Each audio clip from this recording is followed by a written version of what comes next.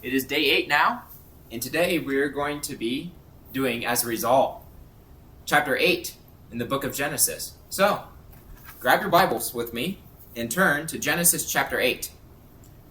Genesis chapter 8. Now begin reading here in verse 1. And God remembered Noah and every living thing and all the cattle that was with him in the ark. And God made a wind to pass over the earth, and the waters assuaged.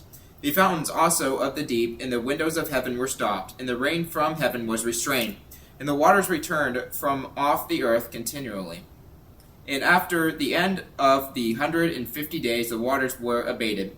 And the ark rested in the 7th month of the 7th day of the month upon the mountains of Ararat. And the waters decreased continually until the 10th month. In the 10th month, on the first day of the 10th month, were the tops of the mountains seen. And it came to pass at the end of 40 days that Noah opened the window of the ark which he had made. And he sent forth a raven, which went forth to and fro until the waters were dried up from off the earth. Also he sent forth a dove with him to see if the waters were abated from off the face of the ground. But the dove found no rest for the sole of her foot, and she returned unto him into the ark. For the waters were on the face of the whole earth. Then he put forth his hands and took her, and pulled her in unto him into the ark.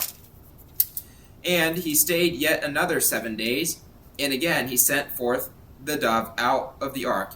And the dove came into him in the evening, and lo, in her mouth was an olive leaf plucked off. So Noah knew that the waters were abated from off the earth. And he stayed yet another 7 days, and sent forth the dove, which returned not again unto him any more. And it came to pass in the 601st year, in the first month, the first day of the month, the waters were dried up from off the earth. And Noah removed the covering of the ark, and looked, and behold, the face of the ground was dry. And in the 2nd month of the 7th and 20th day of the month was the earth dried. And God spake unto Noah, saying, Go forth of the ark, thou and thy wife and thy sons' wives with thee. Bring forth with thee every living thing that is with thee, of all flesh, both of fowl and of cattle, and of every creeping thing that creepeth upon the earth, that they may breed abundantly in the earth, and be fruitful, and multiply upon the earth. And Noah went forth, and his sons, and his wife, and his sons' wives with him, every beast, every creeping thing, and every fowl, and whatsoever creepeth upon the earth, after their kinds, went forth out of the ark.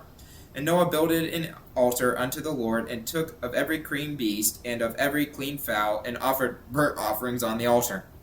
And the Lord smelled a sweet savor, and the Lord said in his heart, I will not again curse the ground any more for man's sake, for the imagination of man's heart is evil from his youth, neither will I again smite any more everything living as I have done. While the earth remaineth, seedtime and harvest, and cold and heat, and summer and winter, and day and night shall not cease. That is the end of Genesis chapter 8. As we take a look at this chapter, we see a few things with regard to this chapter. We see that God recognizes the heart of man.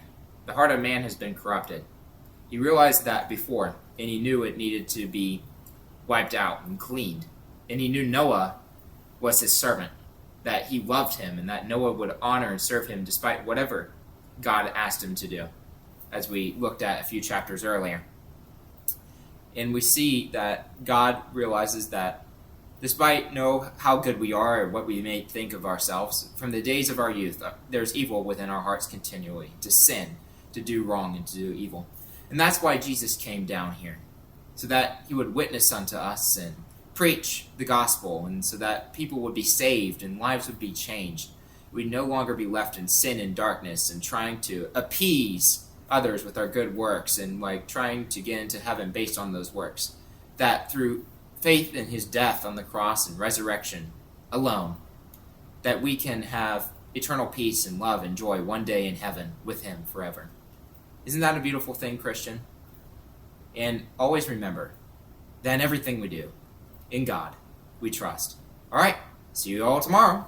Have a great rest of your night.